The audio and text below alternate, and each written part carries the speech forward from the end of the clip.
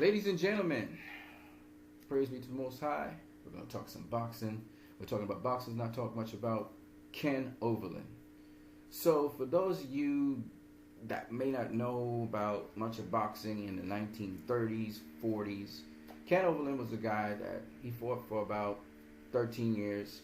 He started off in 1931. His career ended in 1944, but he racked up in the process 165 fights and is like an old school boxer. Now, Ken Overlin came around the times of guys like Henry Armstrong, Charlie Burley, Tony Zale, a whole bunch of fighters, okay? Now, he was a middleweight fighter, all right? Willie Peppers emerged during that time, but these names you will know, you remember names like, even though Charlie Burley wasn't really well recognized. But let me give you some names that you may know in that time. So let me just go anywhere arbitrarily in that period of time. I go to the middle, and you guys might have heard of Barney Russ, legendary ATG fighter. Tony Canzoneri, right? You guys may have heard of those guys.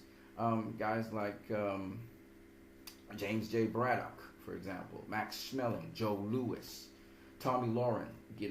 These names you would remember, but very few people remember the middleweight guy named Ken Overlin. Ken Overlin never really truly became undisputed middleweight champion. There was a version of the title known as the New York State Athletic Commission version, or the NYSAC, now known as the WBC version of the title that he held.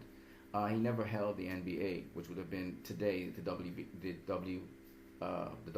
title. Okay, all well and good, but nonetheless, it's really interesting his career, who he faced, etc. I can tell you why he wasn't as well known as all the other boxers, but we'll go through it so you can see, all right, for yourself.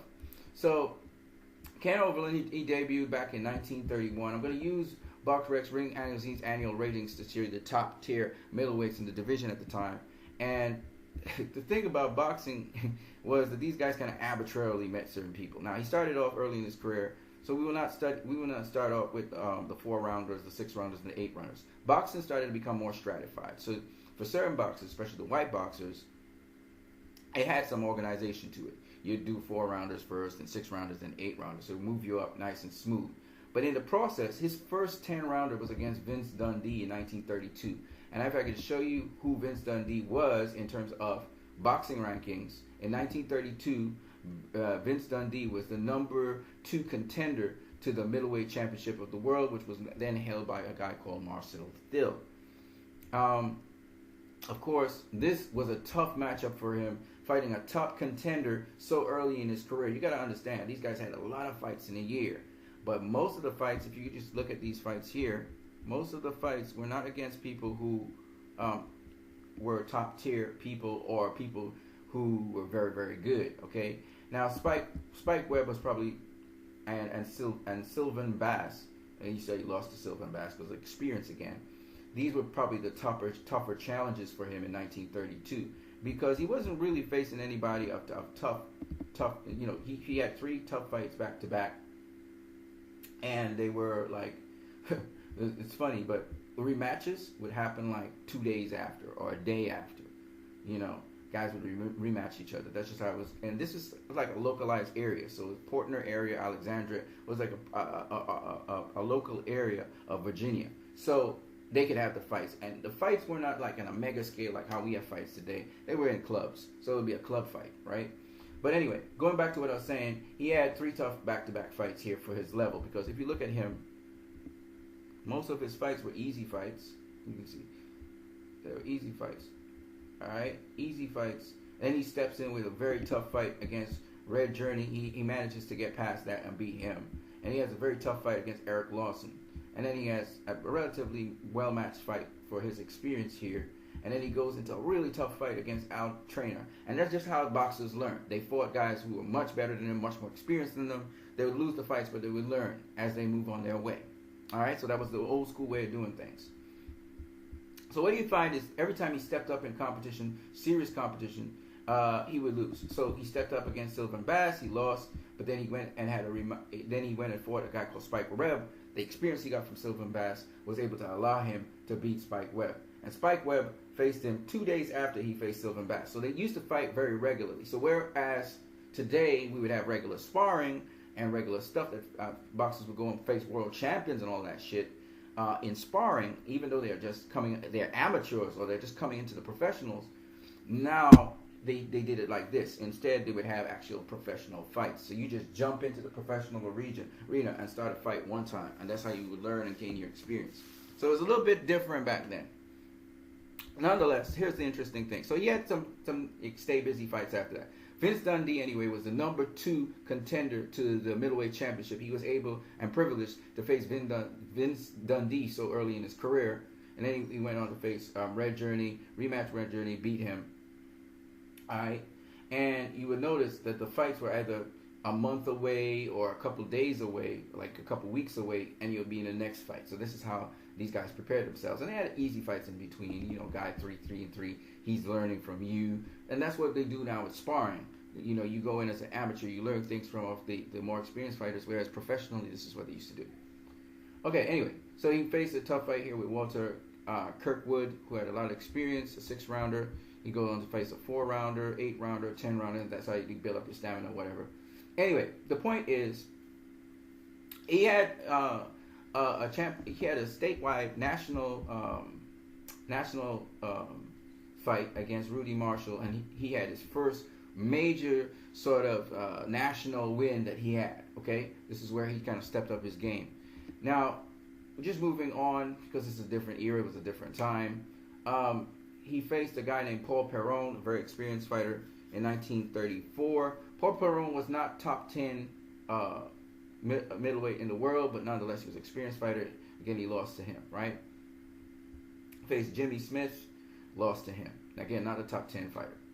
But then he faced a top 10 fighter. Let me see if I can find where that would be. Wasn't Joe Smallwood, even though it was a big victory for him. Hold on a second. I'll find it. Wasn't Ralph Chung. Ralph Chung was an experienced fighter, but it wasn't him. He rematched Ralph Chung again and beat him again. These are the things that, you know, when you look at throwback fights, you'd be like, man, why are you rematching this dude for? You got to win over him. Jackie Aldair, he beat him. Teddy Yaros. Teddy Yaros was a top 10, again, middleweight in the world. Was considered top 10 in the world. When he stepped up to him, he learned a couple things. Again, he lost to this guy. He faced Ralph Chung 3 times. Wow. Yeah, this was in the month of November, and by the middle, close to the end of November, he faced another top tier middleweight in Ben Brown. So Teddy Yaros and then Ben Brown. And just so I can show you guys this, I'm just going to the year 1936, okay? So you can see for yourself that I'm telling you the truth, right?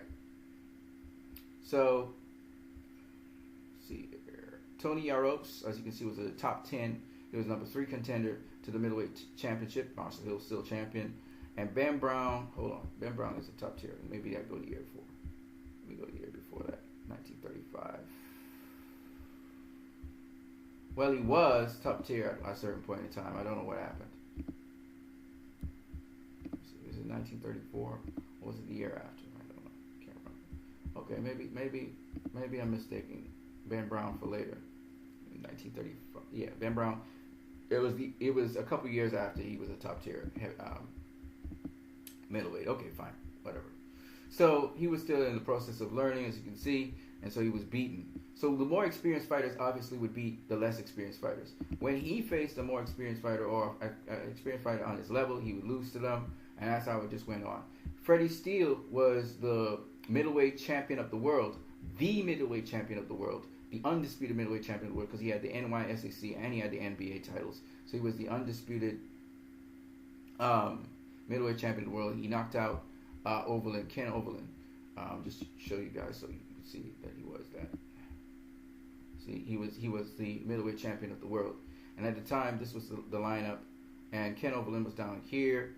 Teddy Yaros, he had fallen down a bit. Ben Brown was starting to rise to prominence. Okay, and this was the middleweight division at the time. All right. If you guys want to go and see the style of what his style of fighting was and so on, there is some footage on Ken Overlin, but it's kind of not so easy to get. So he went on to fight against some easy fights here. Then he faced Fred Henneberry, And again, the guy was just more experienced. He wasn't top 10 or anything. He was just more experienced. So he lost to him. He went down to Sydney, Australia to do that, though, which is credit to him. And then in Sydney, Australia, again, he faced Attilio Sabatino.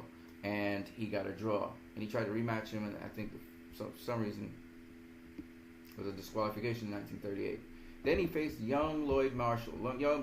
Lloyd Marshall only had like 16 fights, okay? And he was able to beat Lloyd Marshall. And we all know Lloyd Marshall turned out to be a fantastic fighter who was from the murderer's row, right? He was shunned a lot, and so they had to face, each other and stuff. But he faced a young Lloyd Marshall,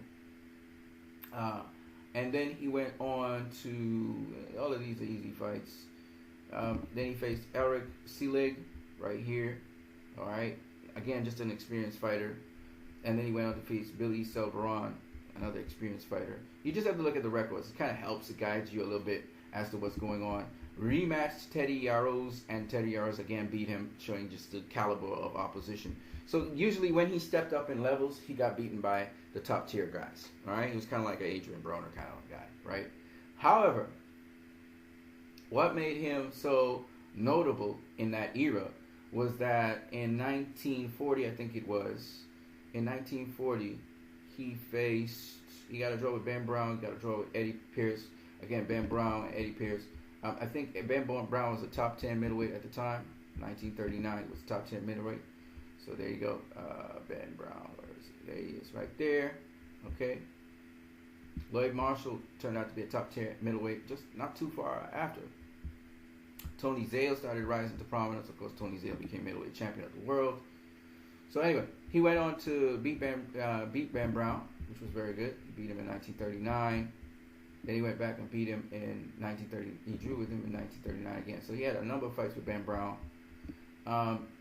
And then he got a chance at the middleweight championship of the world facing Seferino Garcia. Seferino Garcia was never a big middleweight, okay? As you can see, he was more of a 154-pounder. Nonetheless, he was able to beat Seferino Garcia to get the New York State Athletic Commission middleweight title, the version of the undisputed title. But it's just part of it. He never had the complete thing. So he became middleweight champion of the world, well, almost completely middleweight champion, partially middleweight champion of the world in 1940. Okay, so you see him here as the top middleweight champion in the world. And Tony Zale was right behind him. And we had guys like Archie Moore on the rise, Steve Bellois, Jimmy Bivens, the legendary Jimmy Bivens. Georgie Abrams was a tough fighter. Tammy Moriello. These are the guys now on the rise, right? And he would go on to beat Ben Brown once again. It was a change of the guard, though. Ben Brown again up here. We asked Ben Brown a couple times. Eddie Pierce. And then he beat Steve Bellois. Of course, Bellois was still growing in prominence. And Steve Bellois, he got a shot at the title. He would come back and he just very closely beat Steve Bellois. Steve Bellois, Steve Bellois always been a tough contender. I don't care if it's Sugar Ray Robinson. I don't care who it was. Steve Bellois was, he's one of those guys that people don't really talk a lot about, but he was a fantastic boxer. All right, he never won a world title, but he was a fantastic boxer. I'm telling you guys, man. Anyways, man, he got a split decision win over Steve Bellois in 15-rounder. Went on to face Paul Walker and, oh, by the way, let me just show you guys something. Just in 1940, Steve Bellois was one of the top 10 guys. Okay, so he never faced, though. Anyway, we'll get to that. So faced Harvey Massey again. Then he faced a young Ezra Charles.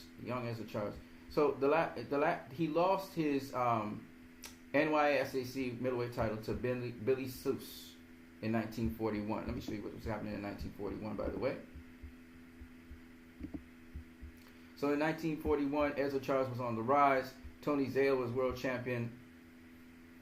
Tony Zale beating Seuss. Seferino Garcia was still up in there. Steve Bellois was on the rise as well. So these were the guys that were out there, right, in 1941. So he beat Ezra Charles just before Ezra Charles really came to prominence and really started doing stuff. So my point being this, though, that after losing to Billy Seuss, he was able to beat Ezra Charles. which is a big name on his resume as well. And after that, he was mostly facing. Besides Bill McDonald, who had a lot of experience and was a good fighter. He basically didn't face nobody else. All right, and his career ended that way. So notably, the notable names on his career in terms of guys who later became great world champions and stuff was Ezra Charles and Seferino Garcia. Those were the two really big names on his list, but there were some other fighters in there that he faced. He never faced Archie Moore. He never faced Tony Zale. You know, never got a chance to fight those guys. And he even never really faced, and it's no fault of his, he never really faced the other champion that was in the division, which was Marcel Thiel. He never really faced him. But I don't think he could have beaten him because he couldn't beat guys like Teddy Yaros. He couldn't beat guys like Vince Dundee. He couldn't beat Freddie Steele. So, you know, but he had a shot at the title. So he's not really, you know, one of the most remarkable guys or all-time great or anything like that. But at least he had a version of the title. And, you know, he's kind of like, I think, a segue into the kind of the modern era of champions. Because back in the 1930s into the 1940s, we actually had two versions of the middleweight championship of the world. When you put them together, you were undisputed. Basically, the original versions today would be the WBC and WBA, which was way back since the 1920s. Those were there. I think 1922 we had both of them. So I wanted to share with you about Ken Overlin, but also to show you that there's a lot of stay busy fights in between those major fights that he had in his career. When you look at the major fights in his career, it come up to about 20, 30 of them. So if you were a modern, for instance, if you were a modern boxer today, you would say that he had about 40 fights, maybe 50 fights, and of those 50 fights, he had 20-something of them that was worth the while to see, which were not involving rematches and stuff. So, I mean, when you look at, that's why I said, I try to explain to people that the throwback fighters that you guys yearn to see, you got to understand they were fighting very regularly. They were fighting like every 2 days, every 3 days, sometimes every 30 days, sometimes every 15 days, right? But the quality of opposition they were actually facing is kind of like what champions and so on and great top tier fighters do in sparring.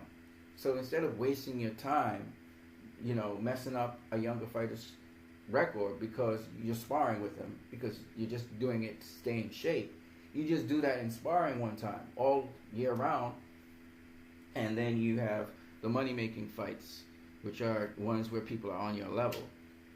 So it was more like an on-the-job training for guys like Ken Overlin and so on. So I understand where some of these guys would say, well, you know, if Floyd Mayweather was back in the day, you know, he wouldn't have an undefeated record. I can understand where the old guys are saying that because it was on-the-job training. But it still wouldn't have taken away from the level and the type of competition he would have faced and his wins over that competition. Because, again, we're not saying Floyd is great because of his undefeated record. We're saying that when he faced guys at the top position, he overcame them and beat them. That was the whole point. And the amount of them and the way how they were done back to back, in my opinion, is incredible. All right? So I understand where the old folk and the old school try to explain certain things and say, you know, it was tougher back then. It wasn't tougher back then. It's the same thing as if it's the same thing today. It's just that now, today, certain sparrings and certain things are not put on your record, right? I'm pretty sure if Floyd, if we were looking at guys like Floyd would have like 200, 300 fights, okay? Because if he has 50 fights, and of those 50 fights, 30 of those fights are substantial fights, right? Because he was, 17-0 when he had his first fight. So 17 minus 50 is what? Is 30-something, right? 33, right? So 33 of those 50 fights are substantial fights, right? This guy has 20-something fights that are substantial. He had repeat matches for reasons unknown to me. And he ends up with 165 bouts. So Floyd would have over 200 bouts, right? If you look at it that way, you do a comparison. You see he had over 200 bouts, even more than Sugar Ray Robinson. because you're going to do 10 rounders, because if you notice, these guys did mostly 10 rounders, only the championship matches were 15 rounders. Floyd would have a whole bunch of 10 rounders, 8 rounders, 6 rounders, 4 rounders. And while people say, you know, they're fighting so regularly, that's why they could have lost. No, actually, because they didn't do a lot of sparring, they needed to stay busy a lot more. And the fights that they had were easy fights to win, so that it wasn't a big deal. It was just staying sharp until they had a bigger match. And so that's what a lot of people just don't understand. So when they talk about Sugar Ray Robinson had a 90-something, you know, winning streak run, yeah, but some of those guys wasn't on his level, right? They just weren't on his level. You know, the Steve Benoits of the world, absolutely. But a lot of the other guys that Sugar Ray Robinson faced that he knocked out is because it wasn't on his level, right? So what I'm saying is the quality of opposition wasn't up to par. It was like a glorified sparring match in which he decided to take out the fighter. And Floyd's proving this point by going in and doing exhibition fights now. It doesn't go on anybody's record. He's doing exhibition fights to show you, I'll look like a killer against a certain level of opposition. You look at Sugar Ray Robinson's record. If you look at even Ken Overlin's record. Ken Overlin don't knock out nobody. Look at it, 14% knockout ratio. Of course, it's a lot more fights. But it gets more and more to the truth of what the boxer is doing against high-level competition. You look at Sugar Ray Robinson, his knockout percentage is the same as Floyd Mayweather's. It's telling you that Sugar Ray Robinson really wasn't that big killer that everybody calls him. In fact, what was happening was Sugar Ray Robinson would sometimes be in competition that was just not on his level. And he'd outclass him and knock him out, right? So that's what you're seeing. I'm not saying he didn't hit like a mule. I'm just saying that the devastating knockout power that they talk about with Sugar Ray Robinson, it's in context, right? So that's why I wanted to share this with you, Ken Overlin. I hope you guys enjoyed this video. Again, leave your comments in the comment section, and you guys have a good one.